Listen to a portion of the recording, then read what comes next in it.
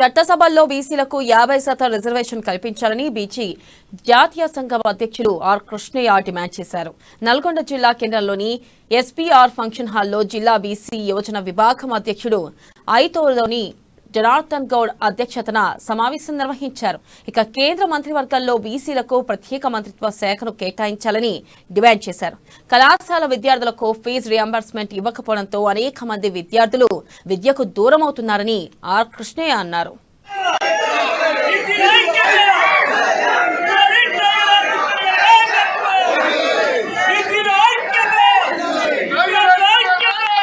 చట్టసభలో బీసీలకు 50% రిజర్వేషన్లు పెట్టాలని, కేంద్రంలో బీసీల అభివృద్ధికి ప్రత్యేక మంత్రిత్వ శాఖ ఏర్పాటు చేయాలని, కేంద్ర బడ్జెట్లో బీసీలకు 2 లక్షల కోట్ల బడ్జెట్ కేటాయించి బీసీలకు ఫీజు రియంబర్స్మెంట్, స్కాలర్షిప్లు, హాస్టళ్లు, గురుకులాలు జాతీయ ఏర్పాటు చేయాలని డిమాండ్ చేస్తూ ఫిబ్రవరి 8, 9 చలో పార్లమెంటు పుట్టడి కార్యక్రమం ఏర్పాటు చేయడం జరిగింది.